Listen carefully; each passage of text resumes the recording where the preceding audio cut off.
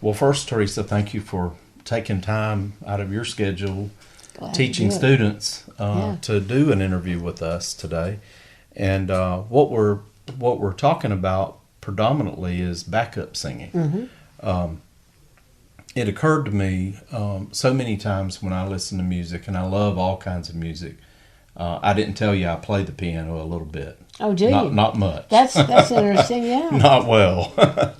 And but what I've always loved, I think, about music is the backup singing and the harmony that you hear in these songs that really and truly make the song in many It cases. does. You know, It really does. I mean, the lead singers of groups have beautiful voices, but sometimes the backup singing and the harmony really does It makes it.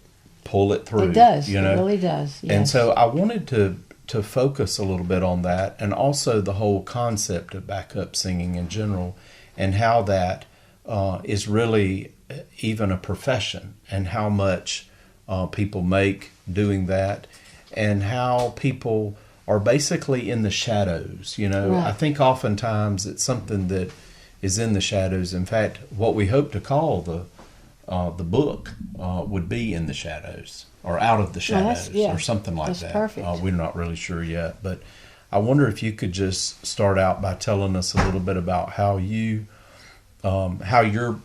career has developed, and some of the backup singers and songs that you've done. Mm-hmm. Yeah, I've been a singer all my life, but just after I moved to Jackson, started getting the opportunity to sing backup, and love it. I love it. And they have the oldies shows here in Jackson, and most of the singers that I have sung with are from the 50s, 60s, 70s, and it's a whole nother world singing backup with someone, and it is very important. It really gives a lot, adds a lot, and most of these singers don't have their original bands with them. Some of them are just lead singers Right. that used to be with bands. So having someone that can do the harmonies and that they can depend on is very important to them too. But I've sung with the lead singer of the association, and Jim Yester, and he was, of course, they're famous for Never My Love, Cherish, beautiful songs that I grew up listening to. And then I sang with Sonny Geraci, who was the lead singer originally with the Outsiders, Time Won't Let Me.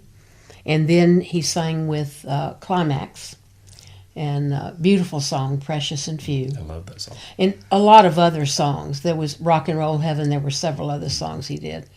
And then Andy Kim, who is from Toronto, Canada.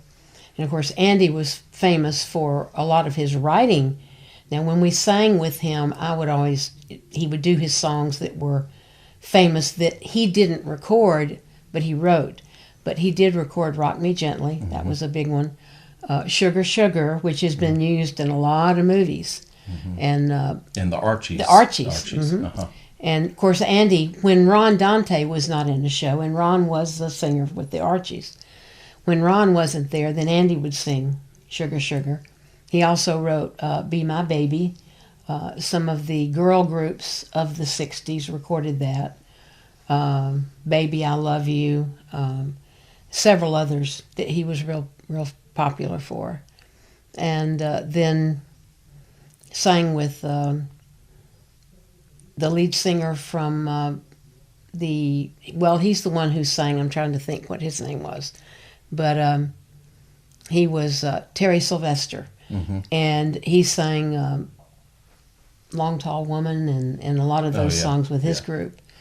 And then, of course, Ron Dante, who was with the Archies, and Jay Siegel with the Tokens. I love The Lion Sleeps. The Lion Sleeps Tonight and Portrait of My Love. His harmonies, the harmonies of their songs were very difficult because they had a lot of dissonant chords. And when they originally did that, and I guess it was around 1960, late 50s, early 60s when they recorded Probably, that hit. yes. Did they have backup singers, or was that primarily the group itself? I know I saw an old video of them, which seemed to indicate they... There was a lady that sang that high part, and the real high soprano. She just came in when they recorded it. Okay. And she did a few shows with them up north in New Jersey and New York. But the group primarily did the harmonies with him. Jay's voice hasn't changed. He still sounds as good as he ever did. We also sang with Johnny Preston, and he was the one that did Runnin' Bear, and that was really popular in the 50s and 60s. And Billy Joe Royal, yes, very famous for Down in the Boondocks. And you know, he's from my hometown in Valdosta, Georgia. I didn't realize that. Yeah. First time I saw him, I was very young, and he was in Savannah, Georgia. He was performing with Tom Jones. And little did I know then that I would again meet him later when in Columbus, Georgia, when he was doing a show. At that time I was singing, not backup, but just singing. And then in years later here, got to sing backup with him. And it's just gives you a funny feeling when you've grown up with these people, and then you get to actually sing on stage with them. Yeah. And another one, Mitch Ryder, and the Detroit Wheels. Mitch did Devil with the Blue Dress, and he did another one, Sock It To Me, Baby, and we sang with him several times. And he was another one. I used to have posters of him on my bedroom walls. I had these with the Beatles and everybody else. And so to sing with these people, sit down and have dinner with them before the shows, after the shows, build friendships with them, and stay in touch with them through the years, it's really great. It's a great thing to experience. Yeah. Who do you stay in touch with today? I still stay in touch with Andy Kim, who's a good friend, Jim Yester, Roy Head. Roy Head was one that he didn't have but maybe one or two big hits, but he's from Louisiana, and they would all, of course, give me their phone numbers, and they'd check in with me and, you know, call me occasionally. Mitch Ryder, and for a long time, Sonny Geraci, I would hear from him, and also Billy Joe Royal. Of course, they passed away now. Right. Both of them have passed away.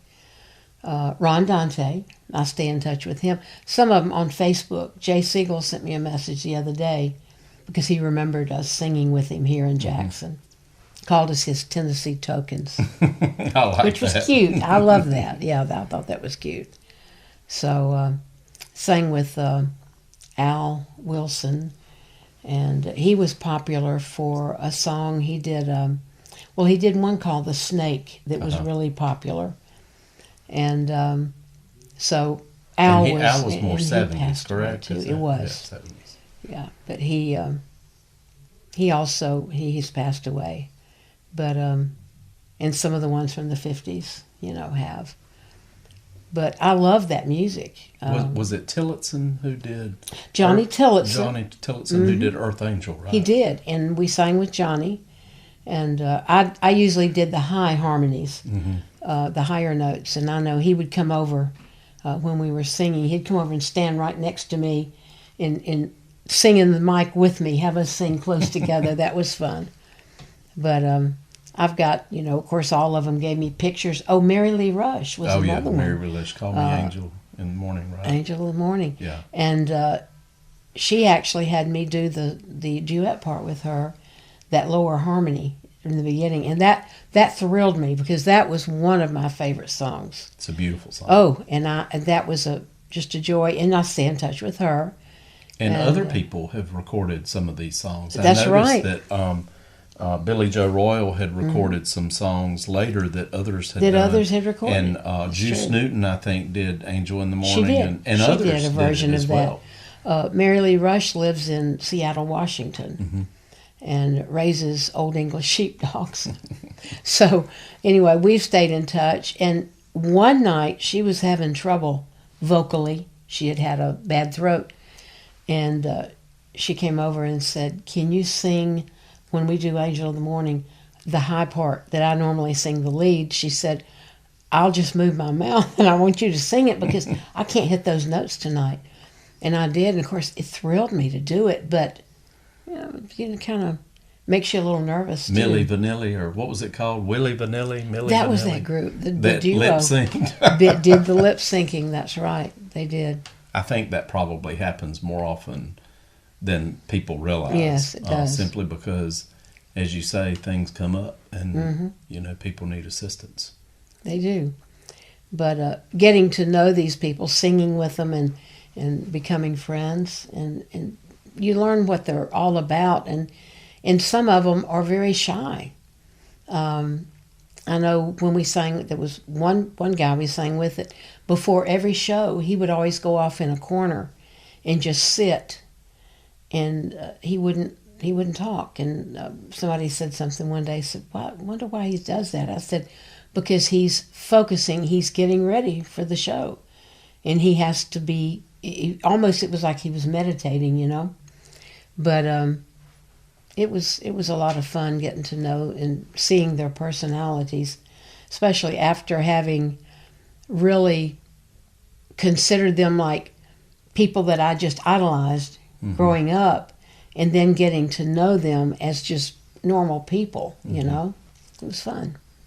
What would you say one of the most memorable experiences you had doing a show with some of these folks would be? Probably was in Maryville, Tennessee. And they say Maryville. They say Maryville. But Maryville, Tennessee, over near Knoxville. We did a show with Andy Kim and Jim Yester, Mitch Ryder. That was one of the first shows I did with Mitch. And the drummer from the Monkees, Mickey Dolenz, was there. And he was doing his show just by himself, of course. And then Mary Wells, who was really popular, one of the Supremes.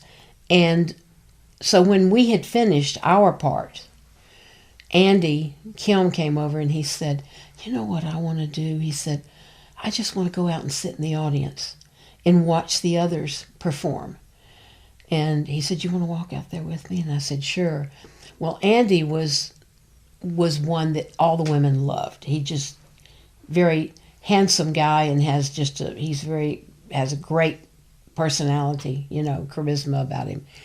And so all the women would just go crazy when he was on stage. So he and I walked out from behind stage and walked out into the audience, and it was an outside event. So we walked out on the grass, and of course we're walking through, and he's kind of holding my hand, because we're trying to climb around people, and people were sitting on the ground with blankets and all, and all these women were like, "Oh my gosh," and they were looking at me and thinking, "Oh," I guess they thought we were a couple. I mean, I was just his backup singer. But we walked out and sat in the crowd and watched Mary Wells perform and Mickey, and that was quite an experience to have someone like him want to go out front and sit and watch the other artists. I thought that was really... That's neat. It is. It really is. So, and the cruise that we sang on was a really good experience too. So... And who was on the cruise? On the cruise, we had Andy, Jim Yester with the association, and Sonny Geraci, those three. And it was about a 5-day cruise, but we didn't sing but once. We sang on the Friday night before we came back into port on Saturday. So that was a lot of fun because we got to enjoy the cruise.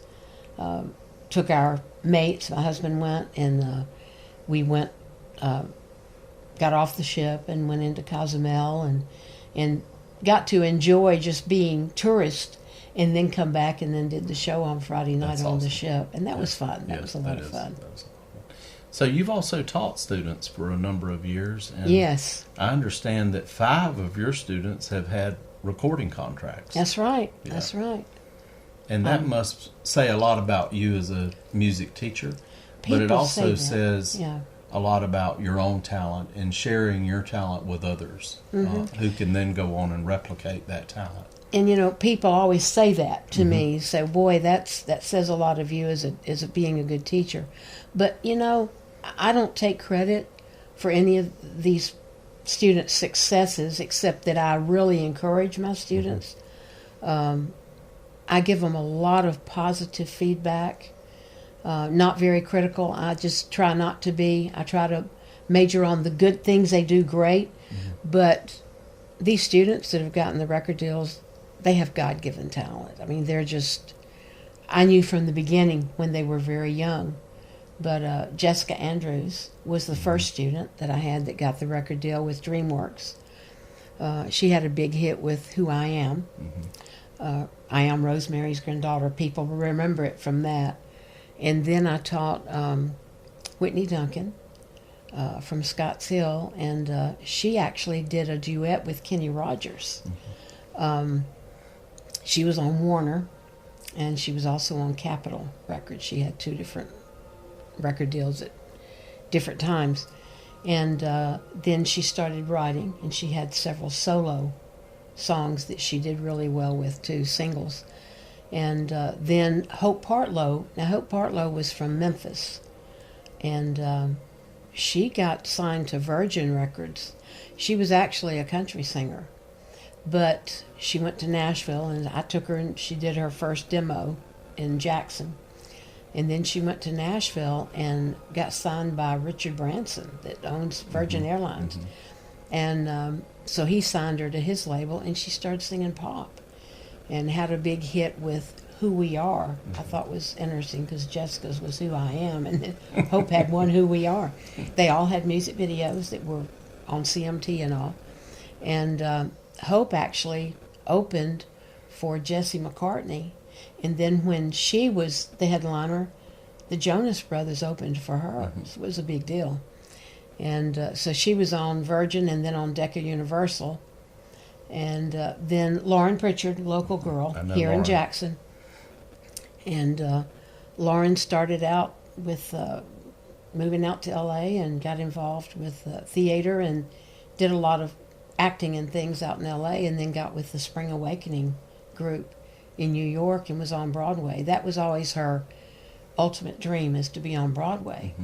And then from there she got the record deal and writing her own songs, playing keyboard and touring with Panic at the Disco and Fall Out Boy, Paramore. Yeah, and the number one song in America, right? Yes. Just went platinum. Yes. High Hopes. She co-wrote that. Co-wrote that with Brendan Urie, the lead singer of Panic at the Disco.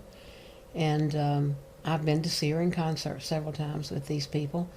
And then Lucy Hale from Memphis. Lucy started out, of course, singing. I started teaching all of these people when they were at least, say, some were like 9 and 10, and then others were maybe 13, 12, 13. Lucy was 12. And she ended up in L.A. with, she was on this show, it was like American Idol, but it was called American Juniors. I don't know if you remember that. They only had one season where they had children that auditioned, and they had star judges. And they picked 5 and made a group. They called them the American Juniors. Lucy made that and started singing. And then, of course, she was signed to the management company that manages American Idol and had to stay in L.A. for a while, so she started taking acting classes. And now she's been on so many movies, Sisterhood of the Traveling Pants, and several TV shows, Privileged. And then more recently, The Pretty Little Liars, which ran 7 seasons. Aria Montgomery on that. And she's working on another TV show right now. Her movie was on just a little while ago this morning. The last movie she did, Truth or Dare. And so I just happened to have the TV on, and I never saw it. It's a scary movie. So I'm not really much into the horror movies, but I looked up and that was on. I thought, well, I guess I'll watch it on TV. It's meant for you to watch this. I guess it was meant for me to, yes. And the really neat thing about my students, and I have to really admire them and brag on them, is that none of them have ever let it go to their head. They're so kind, down to earth. If I text one of them, Lauren, Whitney, Jessica, Lucy, I text Lucy the other day to tell her that my granddaughter was wanting to watch Pretty Little Liars from the beginning, season 1. And within 5 minutes, and I know she's busy, got to be busy. Yeah. Text me back, "That's great. I miss you and I love you." You know, Lauren, same way. I texted her when I was in New York last week and told her. I said she was in London. I said, "Guess where I am?" Me and Matthew and Lexi, my granddaughter. And she said, "I don't know, where? Nashville?" I said, "No, I'm in New York City." So, she said, "Well, have fun." It was Lexi's first time there. And I have students that live in New York now that are doing some pretty big things, and contacted one of them, and he met me for lunch, and it's just fun. Yeah, that is fun. I'm proud of them. I'm just really, really proud. But I don't take credit for their fame and fortune. They've worked hard. They all work really hard for that. So do you think singing back up, as I mentioned, it's coming out of the shadows more or less, and do you think that there's a woman, it's mostly women who do back mostly, up. Mm-hmm. And do you think that role is secondary in other ways as well with respect to pay or anything like that? Or do you just think that's just something that is the way it is? I really feel like it's just the way it is. I think it's always been the backup singers, as you say, are mostly female. Mm-hmm. Although you do see some males sometimes there, maybe 1 male and 2 females. Normally it's 3. The pay, depending on what you're doing and who you're singing behind, the singing behind the stars, the oldie stars, the pay is not astronomical. It's good, but it's not like it would be for the ones that sing on the road, say with the stars that are popular right now, right, or bigger stars like Dolly Parton or right, or doing the Grand Ole Opry singing that are doing it regularly. The first when I was writing songs and going to Nashville, the first demo that I did, the backup singers, it was 1 man and 2 women, and it was the Anita Kerr singers. And they were very, very famous, and they made good money. But they were the group, the backup singers, on everyone's recordings. They sang with all the big stars. They sang in the studio session, mm-hmm, session backup singers in the studio, and they sang live with them. And the one lady, actually her husband was my producer, Janine Walker, and Janine was the lead. There's always one that's kind of the lead of the backup singers, the one that kind of helps arrange things. And she did that, and then later became the head of the music department at Belmont. mm-hmm. So, it's I feel like it's very rewarding because you meet so many other people. You get to know these people as just normal human beings instead of idols and stars, Mm-hmm. So but I think that as far as the pay, I'm sure the ones, like I say, that sing on the road with Carrie Underwood and people like that, I'm sure they make really, really good money. Yeah. Well, who does Teresa Smith listen to? Who do I listen to? Well, When I you're like not singing the for oldies someone. when I'm not singing. Actually, I listen to my Sirius XM. Mm-hmm. I keep it on 60s most of the time, 60s and 70s, which says a little something there. A lot of that comes from the fact that I have sung with those people, Mm-hmm. and it's fun to have it on, and then every other song is a song I've sung with the person who recorded it. But I love country music. I love Dolly Parton. Yeah. I've always loved Dolly Parton. I do too. I like Michael Bublé. I love the crooners, and I have a student now that is a crooner, and he's recorded some of Michael Bublé's songs. But I like the old standards, Frank Sinatra, and the things from the 40s and 50s. because my mother taught me all those songs when I was just a toddler. So I listen to everything. I even like opera, I like the classical music too. So in Jackson, we're close to Nashville, and so you find a lot more country music lovers and country singers. But I think because a lot of my students have gone in so many different directions, I like all of it. Yeah. So I just enjoy music. Music has always been my life, so I enjoy all of it. If you could do anything differently, would you have done anything differently? No, I don't think I would have. I used to want, when I was in high school, I wanted to be a concert pianist. And then our guidance counselor told us that you realize when you go into the entertainment industry and go into the field of music, your competition is not just local, like a store owner or a restaurant owner. Your competition is worldwide, and you have kids in China and Russia that are musical geniuses and proteges at 3 and 4 years old, and and I didn't really feel threatened by that, but I started thinking about it, and I always thought I'd want to be a teacher. I didn't care to teach in a school system. I always wanted the one-on-one, be a private vocal coach, piano teacher, and that's what I've done. But no, I wouldn't change a thing. I'm doing just what I've always loved to do. I miss singing some now in doing the solo work that I used to do, but getting to sing backup is opened another door, and I enjoy that too. Oh yeah, absolutely. So yeah, and doing what I've always loved. What about piano music? What would be what you love to listen to on the piano or play? I like the classics still. Okay. My teachers were always Bach, Mozart, Beethoven. I learned with classics, but in playing music, I still like the standards. I like things like "Embraceable You" and the songs from the "I'll Be Loving You Always," those kinds of songs. But I enjoy playing the pop music, things that are popular today, and also the country music.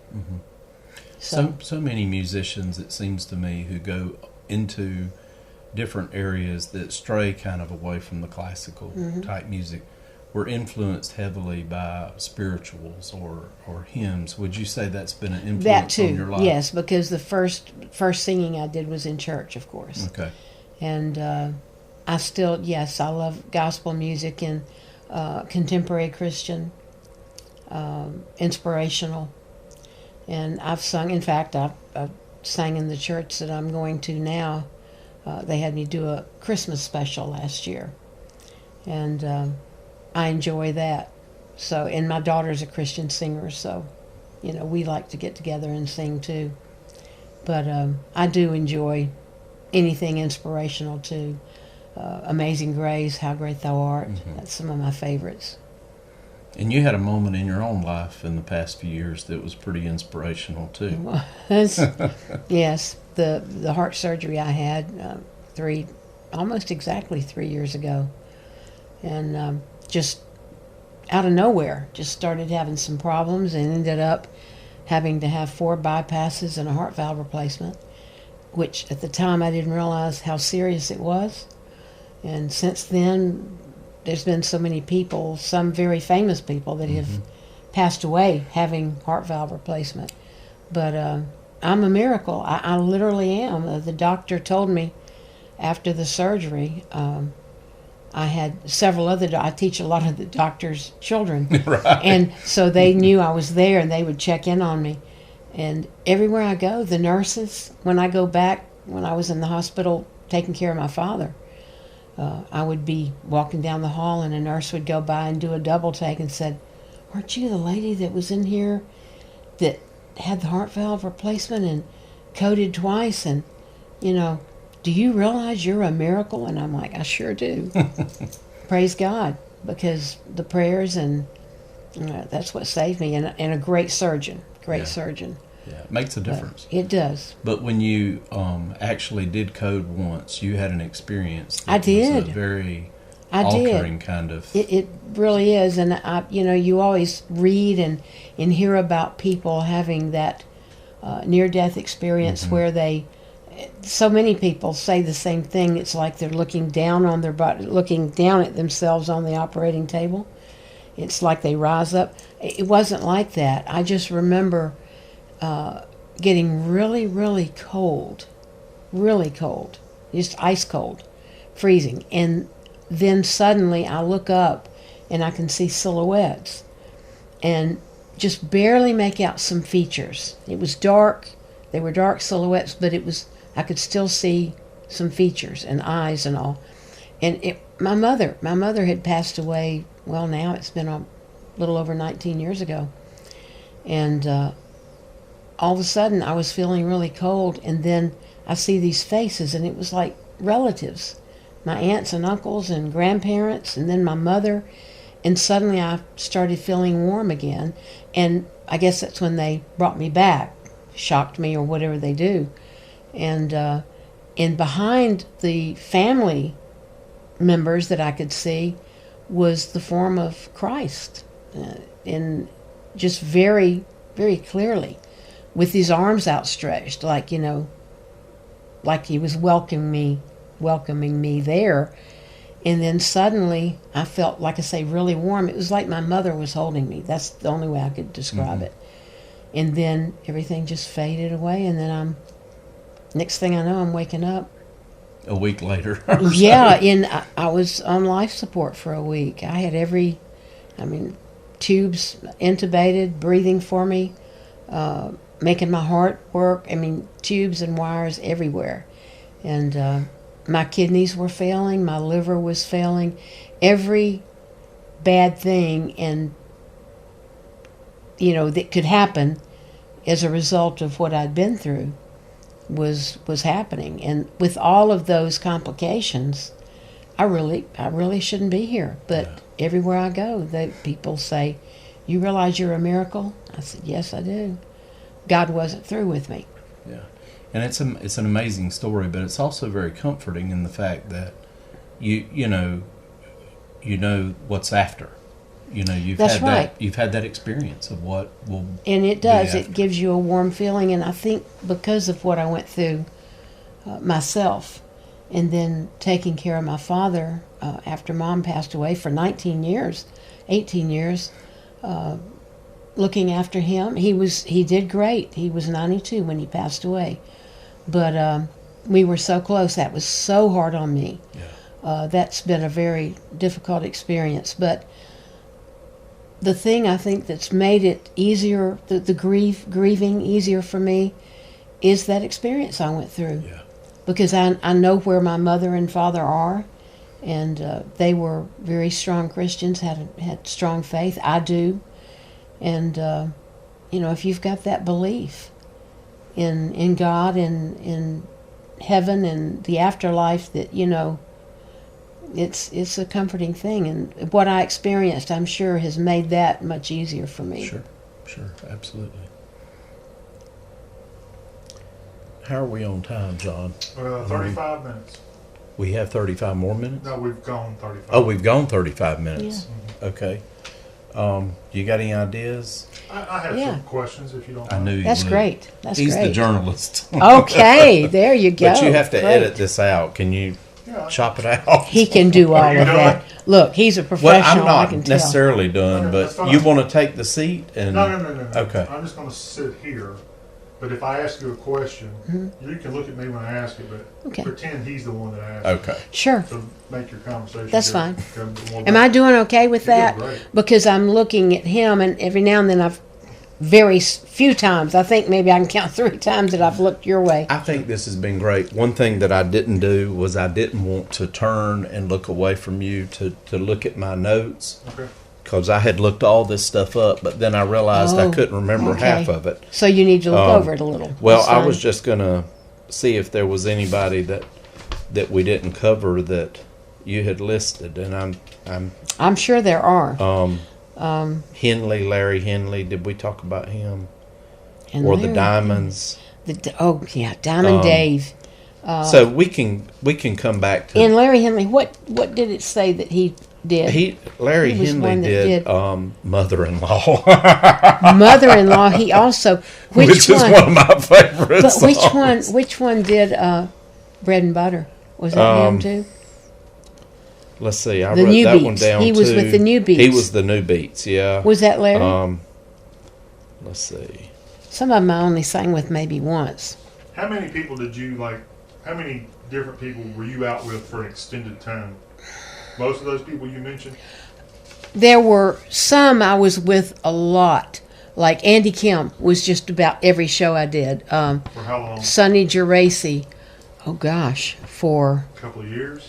longer. Really? Probably 5 or 6 years, yes. So you know all his songs. Oh yeah, and the thing is, most of these people are still so good. I mean, they still sound like they did.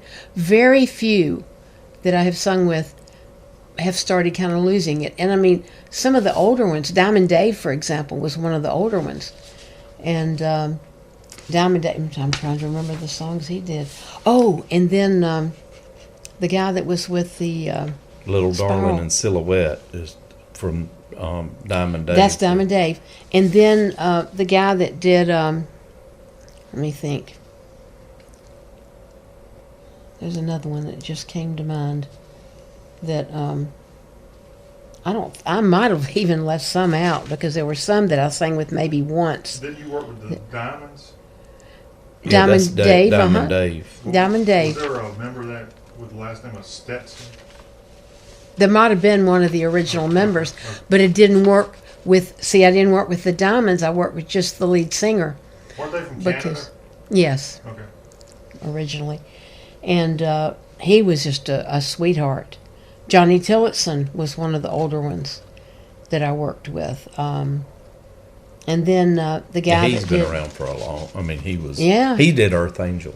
yeah, That was the 50s, yeah, late it 50s. was, yes, and the Larry Henley, was he the one with the New Beats? Larry Henley was. I got him on. Because here, there's a too. Don Henley, but that's the Eagles. Yeah, that's right. Yeah. Larry Henley, the New Beats, Just as Much as Ever, Mm-hmm. Mother-in-Law, Everything's All Right. He also, I'm almost certain they did Bread and Butter too. They did do He had Bread that and Butter high- because high those voice. two We brothers, did that one. not him, but the Other two were brothers. two brothers, and they were from Valdosta, Georgia, where I'm Yeah. from too. Yeah. Wow. Where's your hometown? I was born in East Tennessee, in Greenville, Tennessee. Okay. In fact, Greene County, there's one county between Greene County and Sevier County where Dolly's from. And actually, when I was 18, because Dolly and Cher, I've got this memorized because Dolly, because these were all people I loved growing up too. Dolly, Cher, Priscilla Presley, the country singer that does, one of them was married to James Taylor. Well, that was Carly Simon. But Emmylou Harris. Emmylou Harris and Dolly and Cher and then Priscilla Presley, I always want to say Lisa Marie, are all like 3-4 years older than me. Exactly, they were all born like that long ahead of me, so I'm pretty close to their age. But the cool thing is, when I was 18, I didn't like country music at all. Back then, they called it country and western music. It was called country and western. It wasn't called just country.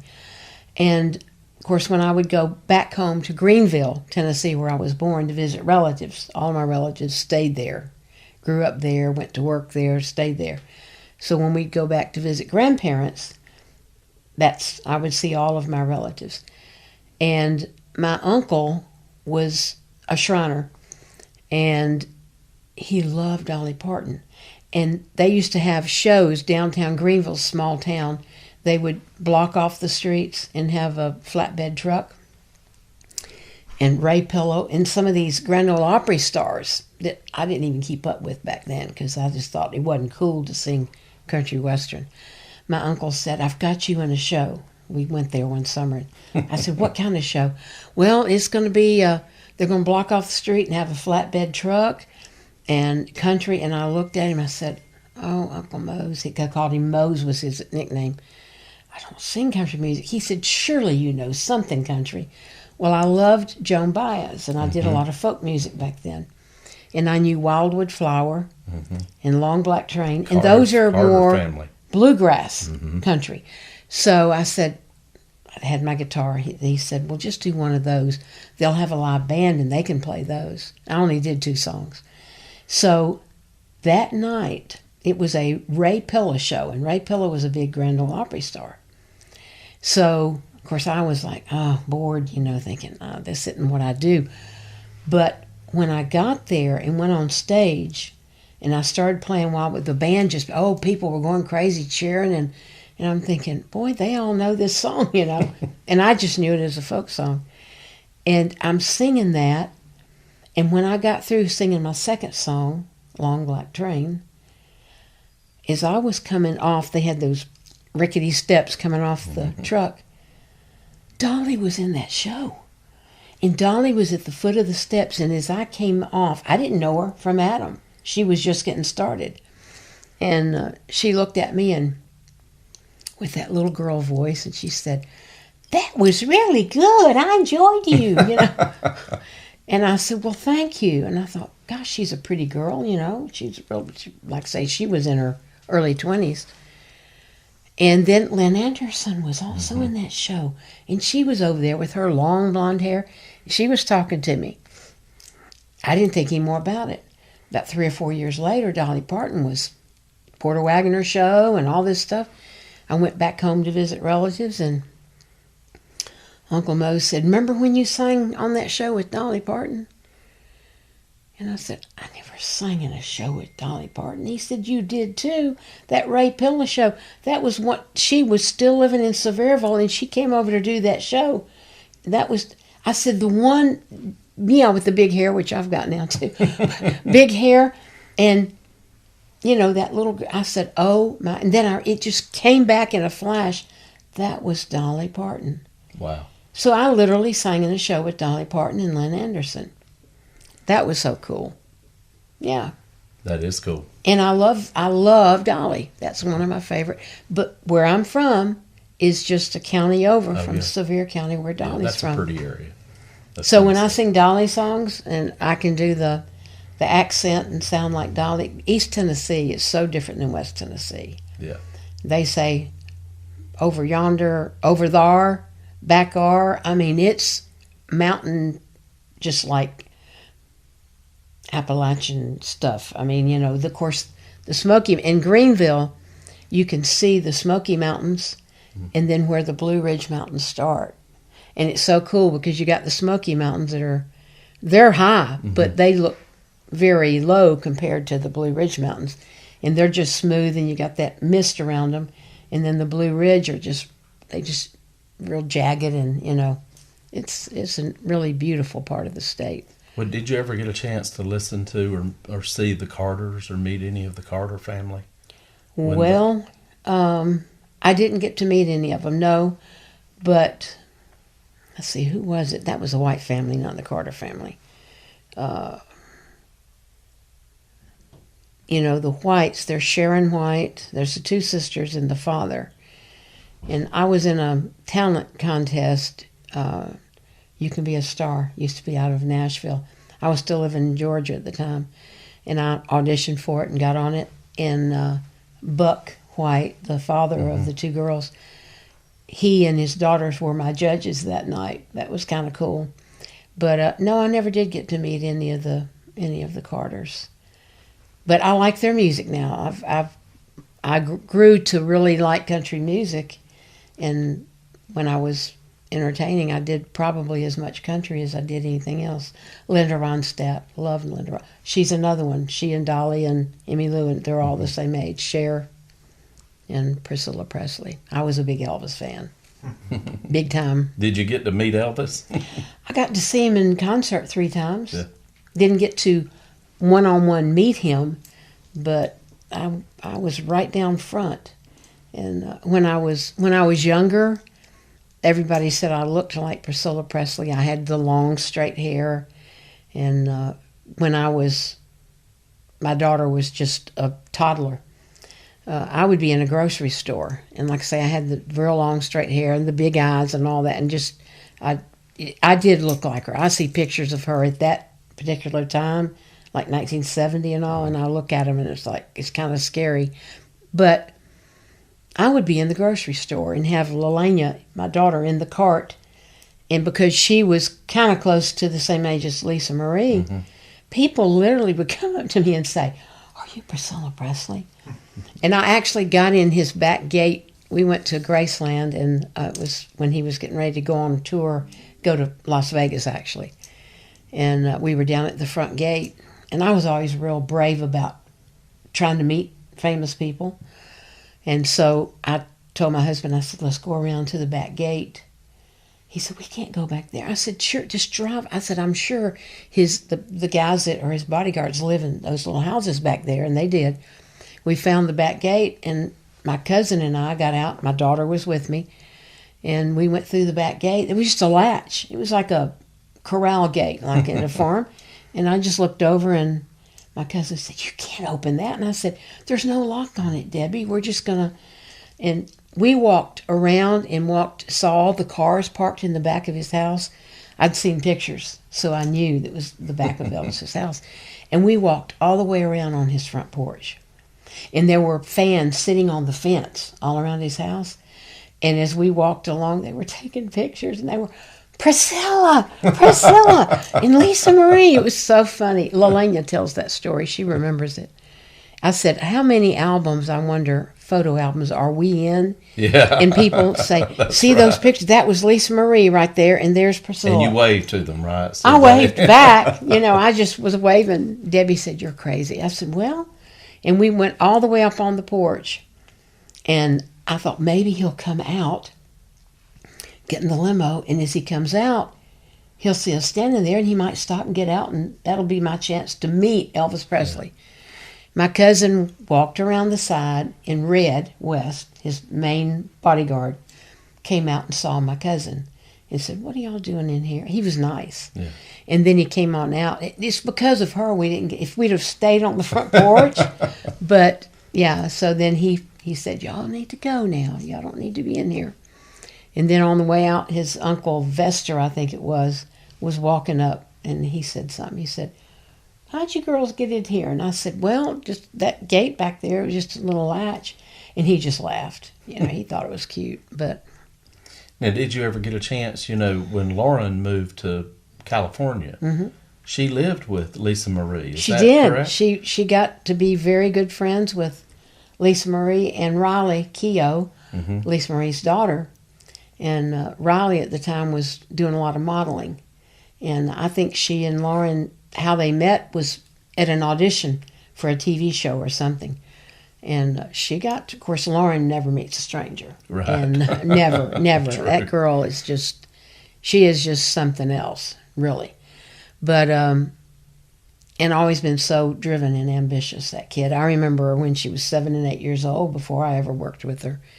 And she played Helen Keller at Union when she was like 8. And she was incredible. And I asked her one time, I said, that had to be hard, playing deaf, dumb, blind, all of it? And she said the hardest part was deaf. She said, I could play blind because you could kind of look down and keep your eyes in one place. But she said, trying to play deaf on set, if somebody backstage made a noise, you would kind of jump and you couldn't react to sounds. But, she got to be really close with, went to Hawaii with them. Wow. She said to be with the Presley family and be in Hawaii and all the people giving them attention, and she was right in there with them. Yeah, she lived with them because Eve came back to Jackson and left Lauren out there and for a whole summer, and she toured around with the Presleys. Did you ever get a chance to meet or sing with Carl Perkins when he was still living? I did, actually. In fact, when I was singing, performing, doing piano bar and singing in restaurants, not literally bars, but high-class restaurants and all, I sang at Western Sizzling because my dad owned those here. And on Monday nights I would sing at Northside, Tuesday night at South. And Carl and Val came in to hear me sing every Monday night, which was really cool because the first time I didn't realize who he was. And my brother came over and said, "That's Carl Perkins and his wife." So, and he would always come up and request a song, ask me to sing something.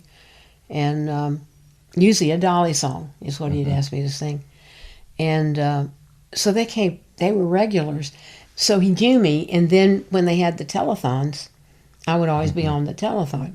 And one year, that he and Dolly had written that song, Silver and Gold. Mm-hmm. And I love the song. And my husband, Charles, said, "You're going to do that on the telethon?" And the telethon was the next day, and I was working on it that night before. "You're going to sing that song tomorrow, and you're just now starting to learn it?" And I said, "It's easy to play, just with chords on the piano." I said, "I can do it." Did you play it and sing it? Or? I played and sang, okay. yeah. And so I had learned the chords and learned the words. But I memorized things quick. But when you've done music all your life and done a lot of singing, it comes easier. And that day, of course, Carl would always be on the telethons. And my husband went in and he's like, "You know Carl Perkins?" And I said, "Yeah, I do. I really do. I know he and his wife and his sons, daughter, Debbie." So we went into the studio and I set up the piano. Well, Carl was a little bit later getting there, but I hadn't sung yet.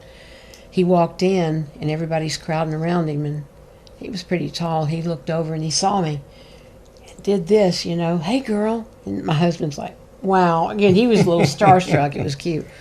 And so I walked over, introduced him, and he said, "What are you going to sing today, girl?" I said, "I want to do your song that you wrote with Dolly, Silver and Gold." He said, "Are you, honey?" And he got a little tear in his eye. He said, "Are you real?" And Charles said, "She's just learned it." I guess he thought I might make a mistake, and that way Carl would understand. So I had the words. I had written them out, and I had them taped on the top of the piano. From the cameras, you couldn't see it, but it was right there if I needed to look. Well, right before they called me on camera, Carl came over. He said, "Wait a minute." He said, "I want to come over there and sit. I'm going to sit not right by you, but I'm going to sit close when you sing. I want to be right there when you sing it." And I thought, oh, no. I'll mess up a word for sure now. And I'm not kidding. He was sitting. I could touch him. He was like that, right at the corner of my piano. And I did the song. And when I got through, I looked over at him, and he had tears rolling down.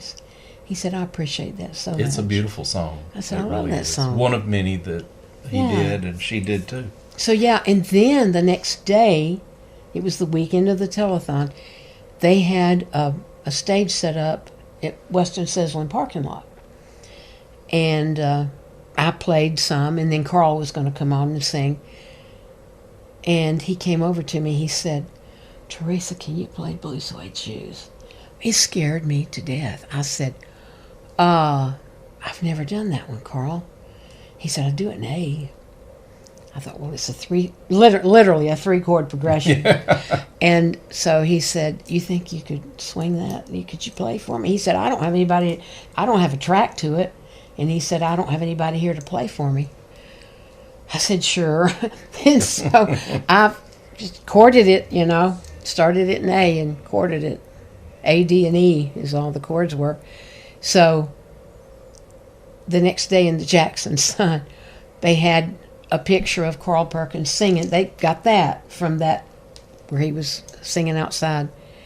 And all you can see is just my face, like from here up, because he's standing there singing, and I'm kind of looking down at the piano. It's funny.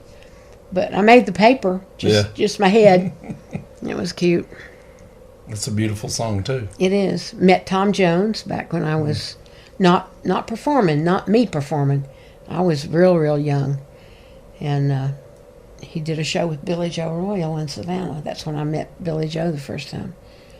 And that's when his first album had come out, What's New, Pussycat. And Daddy would always, because he ran several retail stores, department stores. Five and Dime, S.H. Kress and Company was what Daddy was with. So anytime a new artist came out, he would bring me the albums home. He'd always come in, look what I've got. The Beatles, I've got all the original Beatle albums and all. So yeah, I went to that concert of Tom Jones and got to meet him afterwards at the airport when they left. So I've just always been music, that's it. Concerts. Mom and Dad took me to see Liberace. I remember Liberace. Yeah, my mother was so starstruck. My mother loved, well, he had jewelry, you can imagine, just big rings and all, very flamboyant.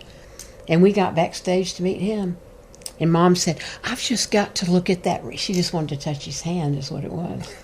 So she could say she touched Liberace. So she's looking at his rings, and when we left, she's like, oh, I'm not going to wash my hands. Daddy's like, oh my gosh, Grace. But were your parents musically talented as well? my mother, Yeah. her whole family, yeah, the Hulls. My mother's maiden name was Hull, which is very political. Cordell Hull is a Sure. cousin, a distant cousin of ours.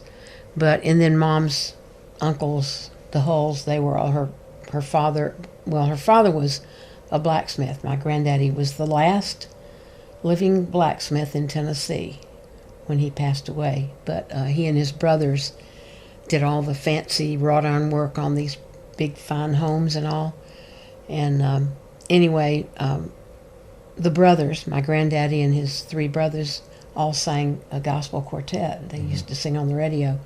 And then, like I say, several of them were state senators and representatives. And Tommy Hull, who was, he was actually a Supreme Court judge, Alexander, the governor of Tennessee. And then he was appointed by Reagan as a Supreme Court judge. And that was my mother's first cousin, Tommy Hall. So the whole name is, but they were all musical. One of my mother's brothers was on the Grand Ole Opry. He was like a clown, and he played like a washtub bass. He played the musical saw. Have you ever heard anybody play one of those? It's beautiful. So when we'd have family gatherings and reunions, Uncle Charles would get his saw out. I've got it, in fact. He left it to me. But he would get that saw. He was left-handed, so he would always bend it. He has to kind of come under here and bend it across the the right knee, and he'd hold it, and then I have to turn it the other way. But it has the handle on it has jewels. It's just a saw. I mean, it's a regular saw. And but he played that in the washtub bass. He could take a balloon and play tunes. Oh, yeah. You know how you can get that? The little air coming out. Yeah. And he could literally, he'd say, what do you want me to play? You have to have a great ear for that. Oh, yeah. And definitely. he would do that. He could just play anything. It was amazing. I can get a little sound out of the saw. I've had it out. I need to get it out and try to play it, really, because that's something you don't hear much anymore. So he was on the Grand Ole Opry. I've got an old picture of him dressed in his little, kind of almost looks like Emmett Kelly, kind of a hobo-looking thing. But all my family, the cousins and all, they're all very musical. And my mother loved to sing. She loved things like From My Fair Lady, and I Could Have Danced All Night was one of her favorite songs.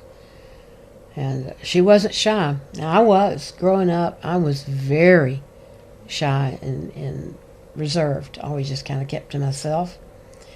But when I went on stage, I was fine. But off stage, and I think that's why I notice a lot of entertainers that are very, very timid. When they're on stage, they're so charismatic and just all over the place. They come off stage and they're just quiet and shy. You just sense that. Yeah. Elvis was that way, they say. I never met him off stage, but saw him in concert 3 times. I wouldn't take anything for that. But I had a couple questions. Sure. More technical things. What is different singing backup than being the lead singer? What do you have to do different with your singing style?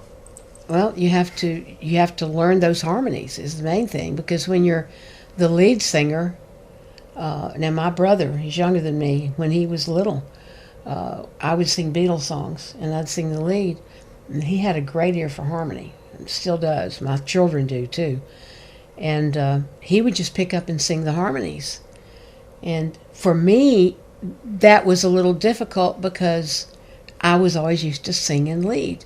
And I know my brother used to tease me. He'd say, "You can't sing harmony because all you can do is sing the lead note." And I'd say, "Well, that's not a big deal." But then when you start learning it, and especially if you've got songs, some of these songs, they call it dissonant. Dissonant just means odd harmonies. I mean, normally your harmonies are like 1, 3, 5. You know, your bass note, root note, and then you have a third above and a fifth above. So when you're doing harmony, normally you'll sing either a fifth above or a fourth below. And you have to learn those steps, and what you want to keep it tight.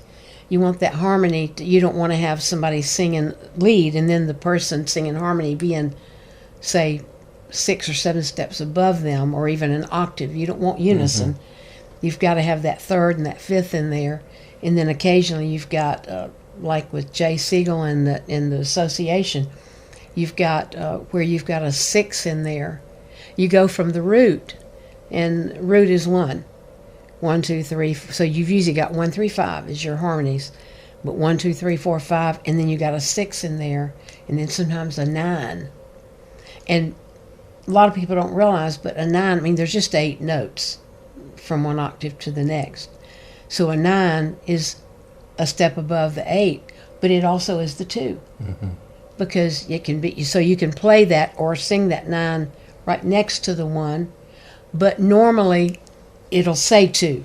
So if it says 9, then they want that higher step above. But that it is a lot different. Singing the lead is a lot easier than singing harmonies, and I think that's why people don't appreciate the people that do backup singing the way they should, because they don't understand that gives the lead singer the support they need to make them sound the best they can sound. Well, it does, and it seems to me to function in a way that the lead singer can focus on the main vocals, right? But that sound really supports it does that. It does in a way that the song itself wouldn't sound as good if there was no backup singer there. And you also have to blend your voice. That's another thing you learn. Blend it with the lead singer. Some singers, now for many years, until I was, well into my late 20s, maybe early 30s, I really didn't have a natural vibrato in my voice. It was more like, and I'm trying to think of a singer, Christopher Cross. You remember him? Yes, I sang do. Sailing. And he also did that song from the first movie, Arthur. Yes. New York City, when New you get York, lost between the moon and New York City. Right. But if you listen to him, great voice, wonderful voice, but there's no vibrato there. And most singers do have that vibrato. So when you're singing backup, and say you've got somebody that has just a straight voice without any, now I developed the vibrato, and I can do it or not do it. I can do a fast vibrato, a slower vibrato. You find that people say it, the oldie singers, the people that sang in the 50s, and if you listen to that music in the 60s, even those guys, the women and the guys, they had heavy vibratos, slower, kind of heavy, slow. And that's harder to sing with, people like that. Then you've got those that have a fast vibrato, like Dolly Parton. And so when you're singing backup, you're almost better to keep a straight sound, because that'll blend with anybody. Or if you get used to singing with certain people, you can make your vibrato match theirs. And that's the hard part about being a backup singer, is making your voice blend. So you dealt with all kinds of singers. Some probably never would have an issue with this, but there's got to be some lead singers who may even be famous who really aren't that good. That's true. Okay. That's true. All right, so take that and run with it as far as being a backup singer, helping these people that maybe aren't even that good sound good. Well, sometimes that's hard to do, but because if they're a little under a note, a little flat or a little sharp, you've kind of got to make your harmony match that, so that because if you sing exactly on key with some people and they're way off, then it's going to sound like a mess, literally a mess. So you kind of learn what they do. Most of the lead singers, most of your singers aren't really bad. Taylor Swift is a great example of, and I remember when some of my friends in Nashville that are producers would talk about, oh my gosh, that girl, how did she get the record deal? Or why is he, working with her, Scott Borchetta? And she was an incredible writer. My gosh, still is. She's a great singer now.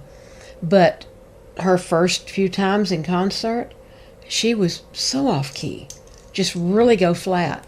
And average people don't notice it so much, but if you're a musician, just the slightest being off pitch is so noticeable, so noticeable. And don't you find when that happens that the music gets louder to cover?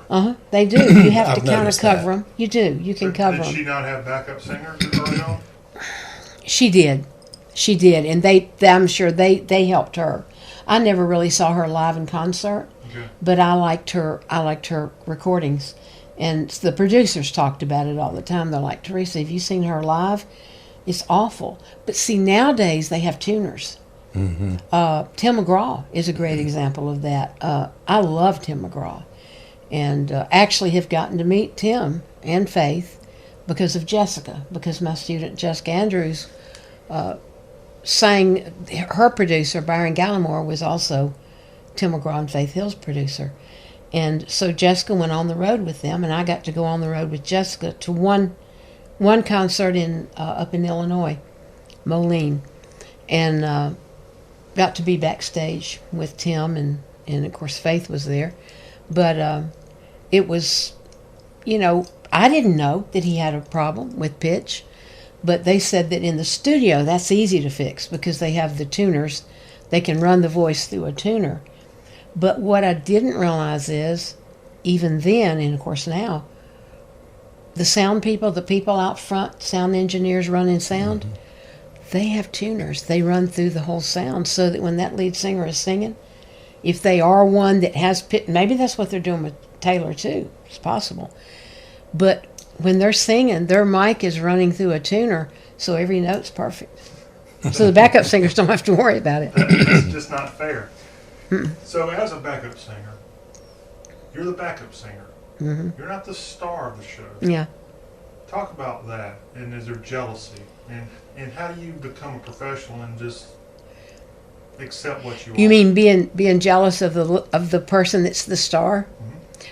I never felt any of that. I just always, it's fun standing over there because you're still in the spot, not in the spotlight, but you're right there and there's lights on you. And the fun thing in watching, when I was growing up, watching backup singers, and, there was always, even with the Temptations and groups like that, there's always one that does most of the lead. And those other guys do the little sidestep thing and the little turns and all the fancy footwork. I had fun with that, me and the other two backup singers, and we would do the little sidestep stuff, and I never felt like I didn't care. I didn't care whether I was in the middle or in the spotlight or not. And most of those singers are so good about, now, maybe not the pop singers you see today, but most of those singers, the oldie singers, they'll come over when you're singing backup with them, and they'll come over and stand by you or get in between you and sing into your mics too and put their arms around you and just kind of include you. And it's just like with Andy Kim one night. Well, he had called me from Canada and said, Teresa, I'm going to sing that Everly Brothers song, Dream. All I have to do is dream. Yeah. He said, can you sing harmony with me on that? And I said, yeah. I said, but I need to know. That was Don and Phil Everly, so there really wasn't a lead singer They did everything. Yeah, together. So I said, which part are you going to sing? You know, are you going to do dream, you know, or you're going to do the harmony part, the other note? And he said, well, I'll do the lead part, the one you just sang. That's what I'll do. And I said, okay. So I thought, now, he's a guy and I'm a woman, so I've got to decide, do I want to sing a note above him or below him? Because you're going to keep that, you want that tight harmony always. I have a deep voice anyway, so I can sing a lot of the same notes that some of the males sing. But it was so cute because he called me several times and we tried to sing it over the phone. He said, sing it with me. I want to see. I just want to make sure I'm on my right note. It was like he was asking my advice, you know. What do I sound better doing? And so that night in the show, we were singing with Al Wilson too. And he was, and then I'm trying to, Sonny Geraci was in that show. I think it was just Al, Sonny, and Andy. And so when it came time for us to do that on stage, he called me from the backup singer. He came over, took my hand, and walked me out in the middle with him. And he's kind of holding my hand while we're singing. He was shaking like a leaf. Oh, wow. That's an experience. Will you ask me about some cool things that ever happened? That was one of the coolest. Because he's the star, and he's so charismatic. He's just so comfortable on stage. I don't know whether it was because of the song and he had worried about it, because we did rehearse it once, but he was holding my hand.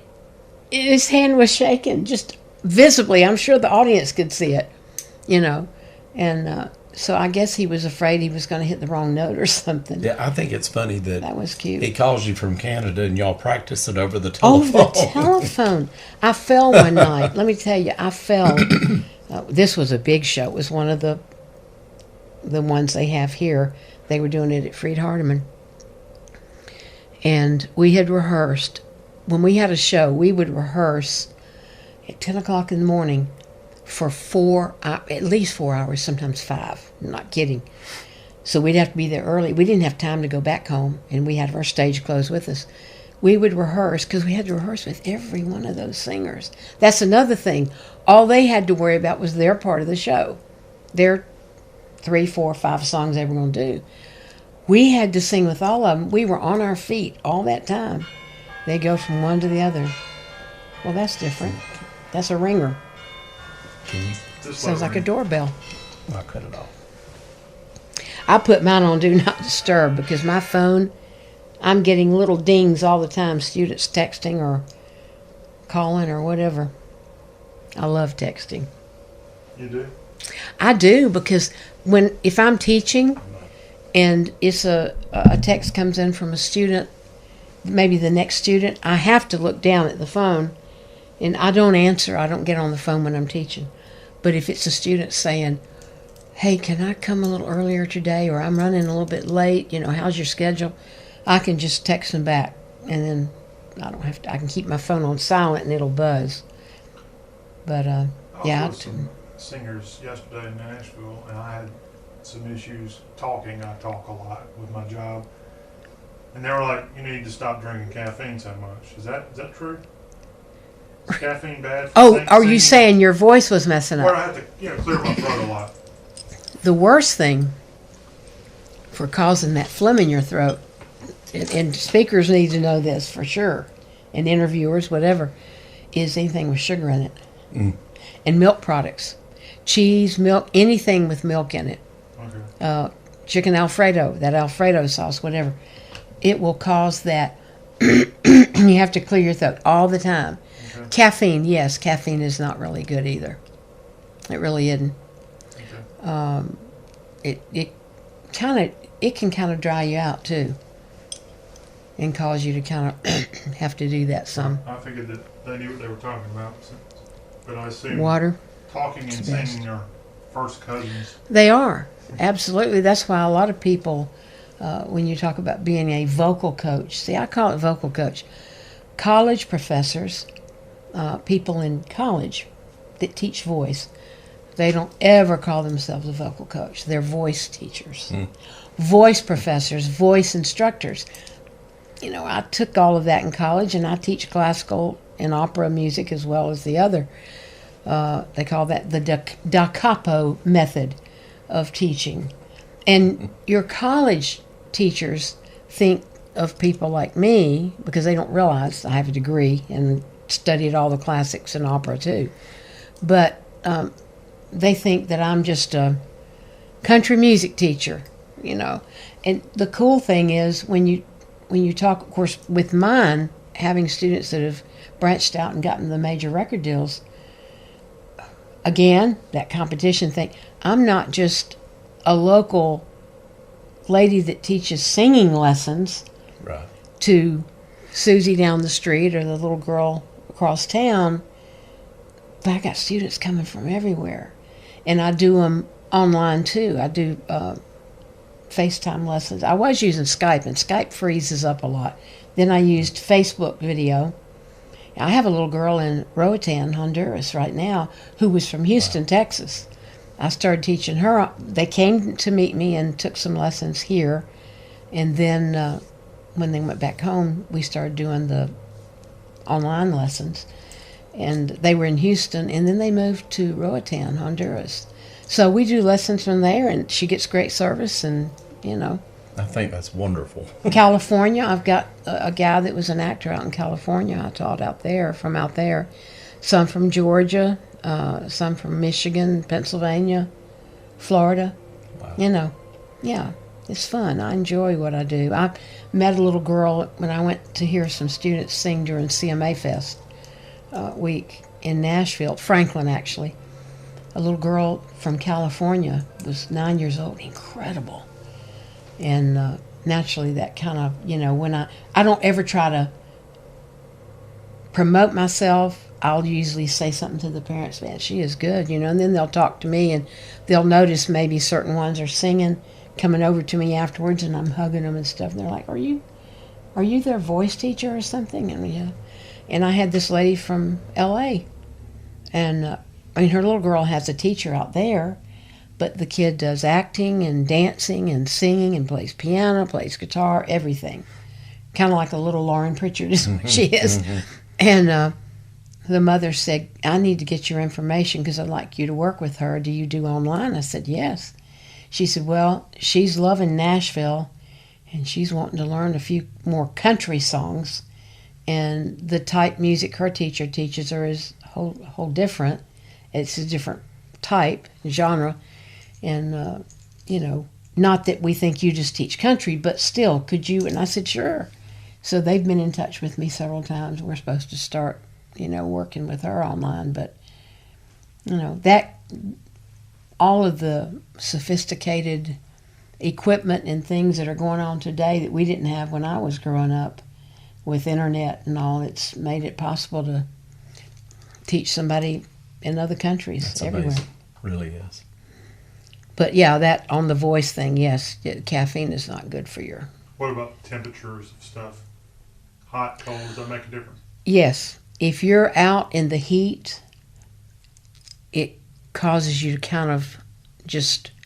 it's hard to explain. Of course, since I've had my surgery and all, I'm not supposed to be out if it's 80 or over or 40 or below. So I've got just a little space there between 40 degrees and 80 degrees. And I can tell. But students, when they have to sing outside, they have to really stay hydrated. But the heat can get to you and being too cold. I think the heat's worse. What about the temperature of your fluid that you're drinking? Does that make that. Yeah. With that, you don't want ice cold water. Mm-hmm. Like you drink water, but it should be room temperature always. Never ice water, because that will kind of freeze up the vocal cords to where it makes it a little more difficult singing or talking. Okay. So I usually keep a whole case of water for my students and just keep it room temperature. I don't ever have it in the refrigerator. So, and warm liquids are better for you than cold. Like hot teas with lemon, honey. Honey's okay. Are good for that. And then, of course, if you're feeling like you're getting a little bit of a throat thing coming on, that emergency. You can get that at Walmart or a throat coat. There's something called throat coat. And then there's Entertainer's Secret. It's a spray you can use that it's almost like it's got something in it that's just kind of coats your throat. Jack Daniels. A lot. You'd be surprised. I had a student from Lexington. She lives in Nashville now. She actually was a Titans cheerleader for a while. She was in Miss Tennessee pageant several times. Really good singer. And when she was like 10, I started teaching her when she was about 9, I guess. She sang at Loretta Lynn's. Loretta Lynn used to have a contest every year, the Loretta Lynn Talent Show in Hurricane Mills. And I had a lot of students. My daughter did it. She won it one year. Jessica Andrews won it one year. And they got to open for Loretta Lynn in concert, which was cool. But Whitney Johnson was backstage, and her mother said, "Here, honey, now you take a drink of this." And it was just in a little bottle. She got it out, and later I was out front in the audience. The show was getting ready to start, and I said, "What is that you give?" And it was whiskey. That kid was like 10 years old, and the mother was giving her, it was like Jack Daniels. It was whiskey. And she said, "It helps her. Every time I give her that, it helps her sing better." I'm like, goodness gracious. Might have helped her nerves a little Maybe too. it did that. Maybe that's what it was all about. All the other parents got tickled. They're like, "You can't believe she's giving her Teresa, that." I heard Loretta Lynn the other day on an old YouTube video sing "When They Ring the Golden Bells," which is an old gospel that's a song. great And I don't know if you song. know the history of that, but the guy that wrote it, he did a lot of different things. Mm-hmm. But he basically died penniless and lived with his son in either Indiana or Illinois. I can't remember which. But he had written this song, of course. He had been in the Traveling West shows, that were so popular at the turn of the century. And he wrote this song, and I thought, no, and he lost the rights to the song somehow or another. Yeah. That was such a big thing that happened back then. It did a lot. And it was amazing to me, though, I was looking at this song for a reason, and I listened to different versions by different people. Mm-hmm. And it's amazing what one song can sound like 10 different ways with 10 different singers. But I listened to Loretta Lynn sing that song. And, of course, what everybody remembers is Coal Miner's Daughter, right? Absolutely. And then some of the other songs that she did later on.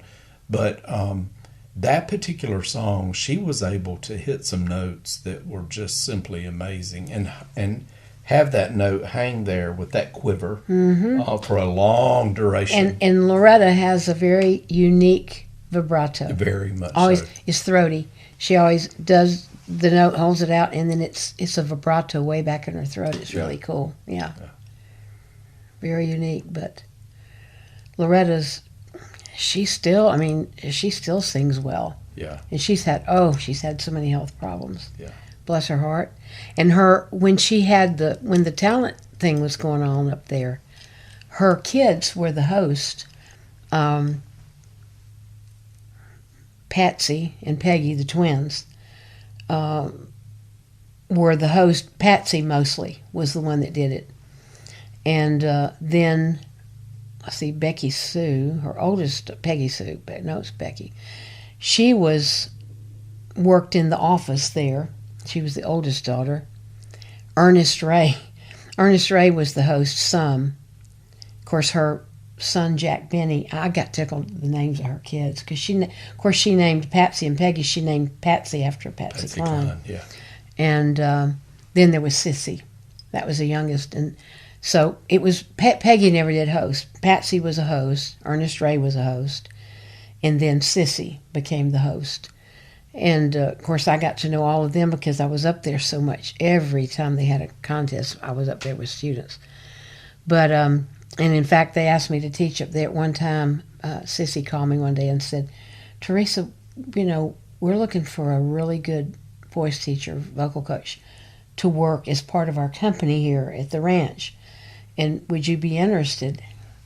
And I'm like, well, of course I would have had to drive just an hour up there. And I mean, I probably would have gotten paid more, but I like just what I do here. Although I go to Nashville. I used to go to Nashville every weekend and teach in Franklin and down on Music Row. Most of my students were either in Brentwood or Franklin. So I got to where my portable sound system that I've got over here, I moved it out of the way. I have big speakers at the old house, and I'm not going to bring all that over here. I don't need them. Just this little Fender Passport is great. But I can be mobile and go places and teach. But I told her, I said, well, I've got all of my students here, and at that time I had a lot. Probably 40, 45, way too many. Wow. And so I told her, I said, I'm honored. I appreciate it. But I said, I probably not. I said, because the drive, having to go up there and back, that's going to take me 2 hours round trip, 2 hours out of my day. So, but I was very proud that they asked me. But Loretta, when of course, my daughter opened for her, and then one of my students opened for her. Jessica got a guitar when she won it. She didn't get to open for Loretta. She got a guitar, and Loretta signed it. She got to meet Loretta. But anyway, yeah, her singing is just so good, and still is. But she has been so sick. But her oldest daughter passed away, and last time I talked to Sissy, she's got throat cancer now, I think. She smoked all the time. So Ernest Ray, I guess, is still okay. I think her son Jack Benny drowned many years ago. And then Sissy's, I need to call her. I haven't talked to her in a long time. But Patsy and Peggy, as far as I know, are doing good. But they're really nice people, down to earth, very down to earth. And Loretta, I mean, she's old now. She's in her, what, late 80s? Or late 80s, yeah. I think late 80s. Yeah. That'll be on time. We're at an hour and a half. Could I get her to sing a little? Would you sing a little bar for us of something? Yeah, let me think of something I might sing. What was I talking about a while ago? Well, that was the thing I sang with Andy Kim. Is there a song that you can really show the difference in the different octaves? Well, the thing, Amazing Grace is one I love doing a cappella. Honestly, after the heart surgery, because of being intubated so long, I noticed I was having a lot of, even just talking. And when I went to the ENT, they did I'd never had that before. They put the camera in your nose and run it down. I hate that thing. I hate it. Bronchoscopy. Something like, yeah. It's an awful test. He I've looked done in that. there and he said, oh my gosh. It scared me. Because being a voice teacher and all, and loving to sing myself. But he was like, ooh. I said, well, what's wrong? Because, you always worry, are they going to see some kind of growth or something in there? And he said, your vocal cords are very angry. That's what he called it. Very angry looking. And I said, well, I've noticed. I used to, well, I didn't have as lower range as I have now, but I used to sing that song by Minnie Riperton, Loving You, when, with the la, la, la, and then she'd go really high. I could do that almost whistly like Mariah Carey notes. Because in college, they had me vocalizing to like an F and G above high C, which is really, really high. But my lower range was G below middle C, which is not average. But I always wanted to sing Karen Carpenter. Loved Karen Carpenter and Anne Murray. Yeah, Loved Anne them, Murray. those low voices. And one of my favorite songs by Karen Carpenter, well, by the Carpenters, was that Rainy Days and Mondays. And when I'd be entertaining, I would go to sing the funny, but it seems I always wind up here with you. And that I always was like a D, almost an octave below middle C. And I'll never forget, I would be singing the song, and each night when I was entertaining, I'd bring it down just a half step, just transpose it down, just in my head, just going down. And so the note would I started out with the low note at G, It just gradually came down. And I remember the first night I hit the D, the same note that Karen sang. I was so proud of myself. Now I can sing an octave below, sometimes the A, octave and a half below middle C, that's bass notes. That's like a man's note. I was teaching the other day, and two of my students were in here. The one was about to leave, and the other one had come in, and he was singing a song, Josh Turner, like Long Black Train or one of those. It was really low, and he was trying to hit the note, and I said, Reed, you got to relax your voice. Relax the back of your throat, honey, and don't push it to the front of your face. Those bass notes need to come from way back here. I said, relax, and so I started to hit. I said, I can't hit that note, but I said, it's kind of like this. And I hit it, and his little sister started laughing. She was in here. She giggled. Oh, my gosh. She said, you're it. I said, well, that surprised me. I didn't think I could. But I literally got to, with all those years, and singing the high notes with Johnny Tillotson and all that, and it scared me. After the surgery, I'd be singing along with the radio and the old songs and singing the harmonies with them when it came on the radio. And I couldn't hit those high notes anymore, and it worried me. I went back to the ENT, and I said, look, you said my vocal cords were angry. Has this damaged them permanently? He said, for a while. He said, when you've been intubated for a week, he said, most people aren't intubated that long, because that's life support. Yeah. And luckily they didn't pull the plug on me, right? Right. But, I mean, I literally was on full life support, so I had that down my throat for so long. And so I'm getting it back, and I'm really proud of that, because I can be singing now, and I can start hitting those notes again. So most everything now I sing, of course I can sing whatever I used to sing in a higher key, I can sing in a lower key, so it's not a problem. But Amazing Grace is a good one. But now that song by the Carpenters was, talking to myself and feeling old. Sometimes I'd like to quit. Nothing ever seems to fit. Talking around, all I can do is frown. Rainy days and Mondays always get me down. And then the note, funny, but it seems I always wind up here with you. And so when I was singing, people would tell me, you sound like Karen Carpenter. But that's why, because I had learned to sing those songs. But I like that one. And, of course, like I say, Amazing Grace. I've done that at a lot of funerals. Those are the ones. My daughter sang at my mother's funeral, and again at my dad's. There's no way I could do that. But Lalania sang that one too. And I like that one. I also like the one that Elvis liked so much. Precious Lord, take my hand, lead me on. What's the other words? I'm trying to remember. I forget the lyrics on some of them. I think I sang the wrong lyrics on Rainy Days and Mondays. That's funny, too, when you're singing. Can't do that as a backup singer. You got to know those lyrics, because the lead singer's going to sing them right. Usually. If they miss a note, you've got to kind of go with them. But there's times you'll be singing, and students worry about this. They'll say, what if I forget my lyrics? I said, don't stop. Keep going. Yeah. And what I used to always do, if I was singing something and it was just something I'd forget the last note, or the last word, rather, to rhyme, I'd just make up something that rhymed with what I'd just done, and nobody ever noticed the difference, Yeah, somebody did that recently when I was listening to the Golden Bells. Several people actually changed the lyrics of that song and recorded it wrong. Really? Several different people I watched. Emmylou Harris was one. And I thought, did they change the verses so that they didn't have to deal with the royalties? Or I guess that wouldn't matter, would it? It's still the song. It's still the song, because you got the music there. So they just changed it for whatever reason. They just changed it. Yeah. But now a lot of times people will change things, and it certainly wouldn't be on a Christian song, gospel or anything.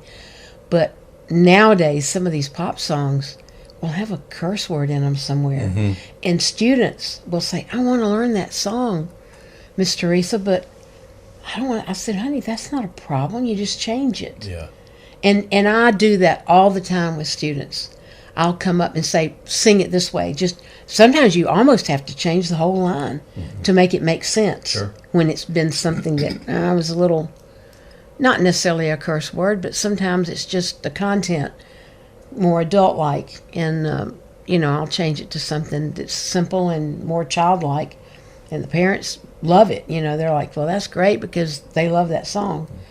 But, you just kind of keep going and you just think of something. Even if you repeat a verse, it's okay. It's not going to hurt anything if you sing the first verse second and the second verse first or whatever, twist things around.